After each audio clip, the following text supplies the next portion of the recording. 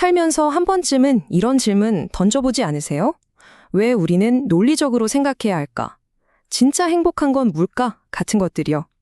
참 신기하게도 우리가 지금 하는 이런 고민들이 사실은 2400년 전 한 사람에게서 시작됐다는 거예요. 그 이름은 바로 아리스토텔레스. 우리가 생각하는 방식의 틀을 처음으로 만든 사람이죠. 오늘 그가 어떻게 우리 생각의 지도를 그렸는지 한번 같이 따라가 보겠습니다. 이런 말 많이 듣잖아요. 감정에 충실해라. 또 한편으로는 이성적으로 판단해야지. 특히 중요한 결정을 내릴 때 우리는 왜 그냥 마음 가는 대로 하기보다 차가운 논리를 따라야 할까요? 어쩌면 이게 모든 생각의 진짜 출발점일지도 모릅니다. 자, 생각의 문제를 넘어서 이번에는 우리 삶의 목표에 대한 질문입니다.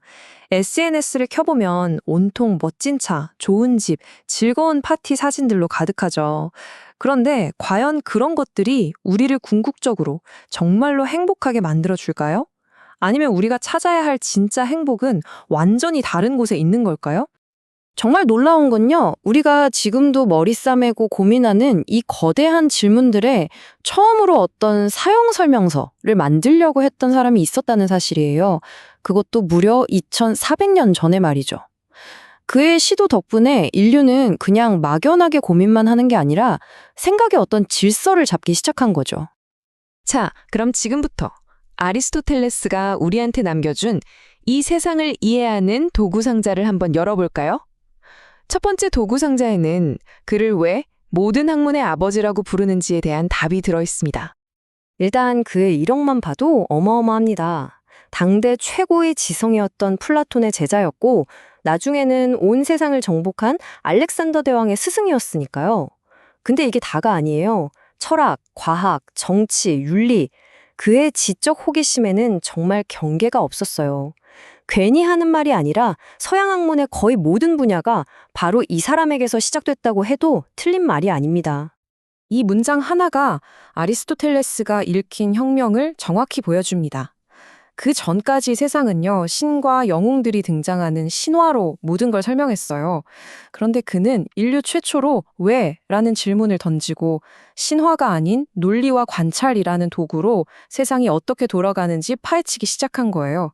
인류 지성사에서 가장 거대한 전환점이었죠. 그렇다면 그가 세상을 이해하기 위해 가장 먼저 만든 도구는 무엇이었을까요? 바로 생각의 규칙, 즉 모든 이성적인 생각의 뼈대가 되는 논리학입니다. 그의 논리학 핵심은 바로 이 3단 논법에 담겨 있습니다. 보세요.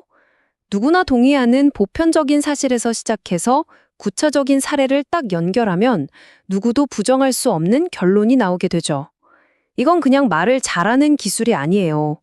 생각의 오류를 막고 진실에 도달하는 가장 확실한 길을 우리에게 보여준 겁니다.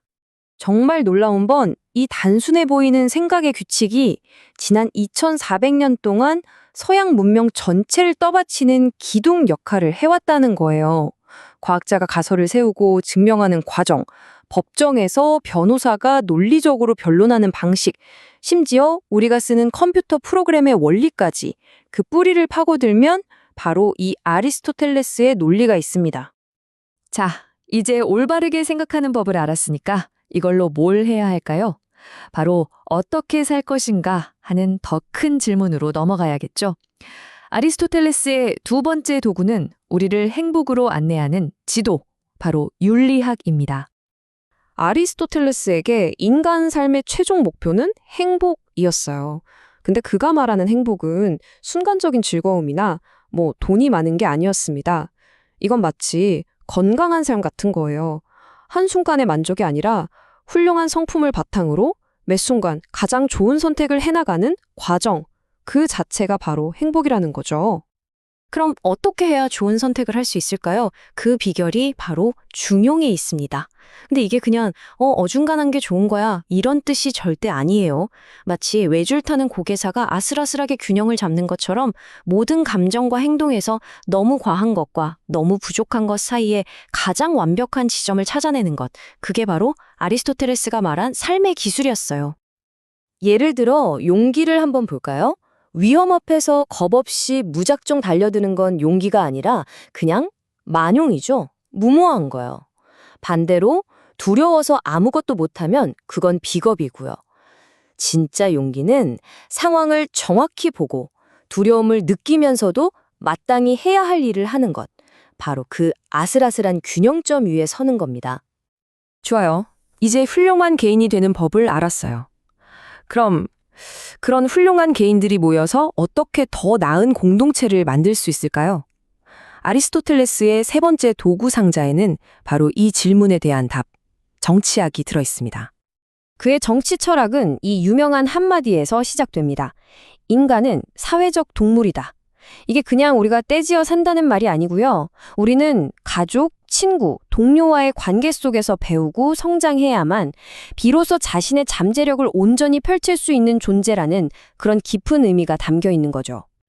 그렇기 때문에 국가의 가장 중요한 목적은 국민을 억압하거나 통제하는 게 아니라고 봤어요. 오히려 모든 시민 한 사람 한 사람이 각자의 좋은 삶, 즉 행복을 실현할 수 있도록 돕는 게 바로 국가의 역할이라는 거죠. 그리고 이를 위해선 공정한 법과 올바른 교육이 꼭 필요하다고 강조했습니다. 오늘날 우리가 너무나 당연하게 생각하는 민주주의, 시민의 권리, 이런 개념들이 바로 여기서부터 싹튼 겁니다. 심지어 그는 좋은 공동체를 위해 예술도 아주 중요하다고 생각했어요. 혹시 슬픈 영화를 보면서 펑펑 울고 나면 이상하게 속이 후련해질 때 있지 않으세요? 아리스토텔레스는 바로 이걸 카타르시스라고 불렀어요. 비극적인 연극을 보면서 우리 안에 쌓인 두려움이나 슬픔 같은 감정들을 건강하게 씻어내는 거죠. 예술이 단순한 즐거움을 넘어 공동체의 정신 건강에 기여한다고 본 겁니다. 자, 지금까지 논리학, 윤리학, 정치학, 정말 거대한 이야기들을 살펴봤는데요. 근데 이런 생각이 들 수도 있어요. 이거 너무 옛날 얘기 아닌가? 2400년 전 생각이 지금 나랑 무슨 상관이지? 하고요. 과연 그럴까요? 사실 우리는요, 매일매일, 매 순간 아리스토텔레스가 만들어 놓은 세상 안에서 살고 있는 거나 마찬가지예요. 합리적인 근거를 들어 누군가를 설득할 때, 어떻게 사는 게 진짜 의미 있는 삶일까 고민할 때, 그리고 더 정의로운 사회는 어떤 모습일까 상상할 때, 우리는 이미 그가 닦아놓은 길 위를 걷고 있는 겁니다. 그의 철학은 박물관에 있는 죽은 지식이 아니라 우리 생각의 DNA에 새겨진 살아있는 지혜인 거죠. 그래서 마지막으로 이 질문을 여러분께 꼭 드리고 싶습니다. 일과 휴식 사이에서, 뜨거운 열정과 차가운 이성 사이에서, 또 나 자신과 다른 사람들 사이에서 지금 여러분의 삶에서 찾아야 할 여러분만의 황금 중간 지점, 즉 중용은 어디에 있나요? 어쩌면 이 질문에 대한 답을 찾아가는 그 여정 자체가 아리스토텔레스가 말한 진짜 행복으로 가는 길이 아닐까요?